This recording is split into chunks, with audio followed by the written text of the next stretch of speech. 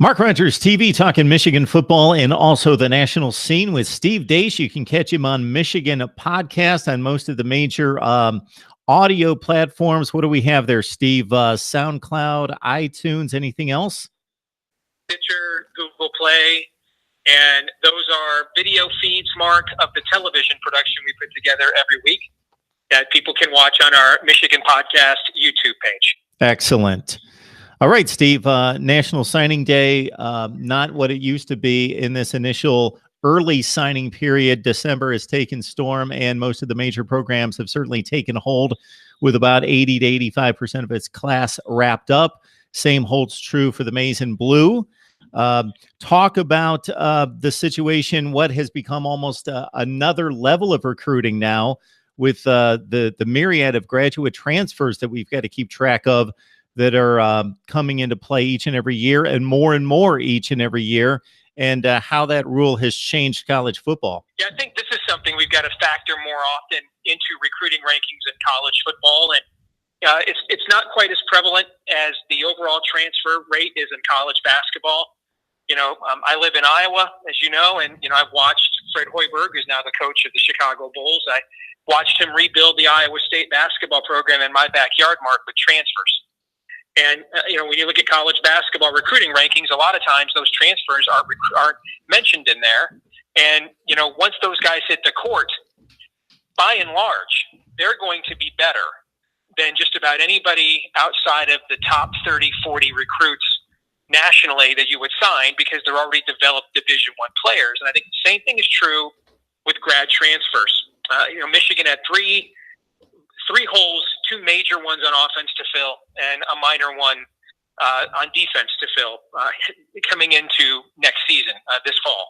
On defense, they got to have another safety that can cover. Tyree Cannell had a very good year in his first full year as a safety. Pro Football Focus had David Long and Lavert Hill as the best cornerback duo in college football in terms of pass efficiency rating against them when they were targeted by opposing quarterbacks.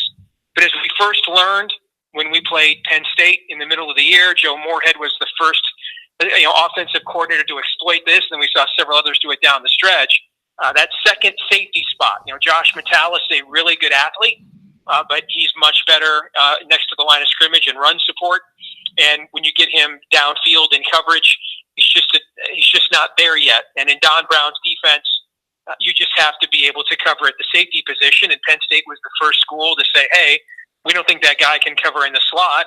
And so instead of throwing like slants and, swing routes to him and, bubble screens, we're going to run, post and flag patterns down the field and try to get big plays. And you saw Penn State exploit that against us. And then you saw several other teams do it the rest of the season. And so I can't remember the young man's name. They're bringing in one of the starting safeties at the University of Utah. Actually, might have been one of their starting corners. They're going to flip him to safety. And he's got your typical Don Brown measurables. If you look at Michigan's incoming recruiting class, Miles Sims out of Georgia and others, these are guys that are over 6 feet tall and run fast. And so Michigan is looking more for guys that are rangy and have a little bit more size to them than when you start looking, for example, because this will be a team that you obviously will know well, when you look at the kind of corners that Ohio State has recruited, guys that are great pro prospects like Denzel Ward this year, Eli Apple in past years, but those are guys with your typical 5'10" to 6 foot NFL elite hip movement kind of jitterbug corners. But in Don Brown's defense, we are looking for guys that are rangier, that can cover more down the field. And so that young man from Utah fills that void. And then you have two on offense, which are big holes. And if you watched Michigan football this year, these are holes we all saw: offensive tackle and quarterback. And at offensive tackle, they've gotten a visit from Calvin Davis, who's the grad transfer from Rice. For people that don't necessarily follow this young man's recruitment, you're like, why are you looking for a grad transfer from Rice? This guy's offer sheet, though, wow. Texas, Auburn, Oklahoma. I mean, everybody's in on this young man. He is considered a high major talent, elite student, ready to a plug-and-play, step-in player and start right away. He recently said his final two schools are Texas and Michigan. If I had to guess, I would guess he'll end up at Texas just because That just seems to be the way our recruiting momentum is going at the moment.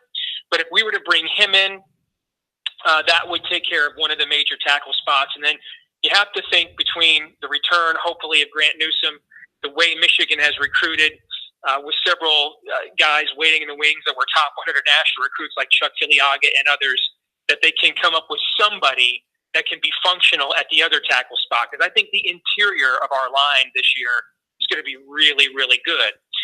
And then the other player, of course, everybody in your audience will be familiar with. It's the biggest transfer in college football right now, and that's Shea Patterson, the former number 2 prospect overall in the country, number 1 quarterback prospect in the country from the class of 2016, coming in from Ole Miss. We're kind of waiting now to see what the NCAA will do with him. There's an interesting story. Dennis Dodd from CBS Sportsline today kind of lays out what the evidence is that Patterson and the other 6 Ole Miss transfers that are trying to petition the NCAA for immediate eligibility, what their case is. And it's a really strong case, Mark. I mean, they've got text messages, newspaper headlines, where they at least, at the very least, have a prima facie case, to use a legal term there, that Hugh Freeze and Ole Miss lied to them about the severity of the NCAA charges, investigation, what the penalties could be, who was to blame for it, etc.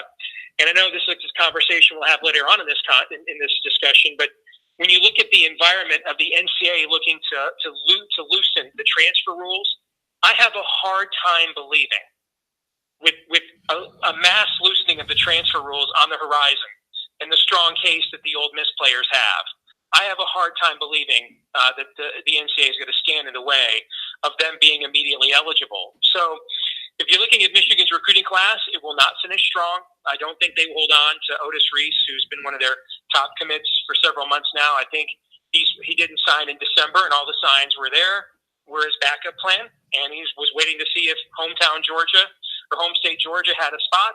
My guess is they'll figure out how to have a spot for a top 80 overall prospect in the country rather than watching him leave the state. And then I think we won't sign anybody else. We'll end up with a class somewhere in the low teens, would be my guess, composite somewhere between 17 and 20 in the country. Not great compared to the last 2. Not the sky is falling either.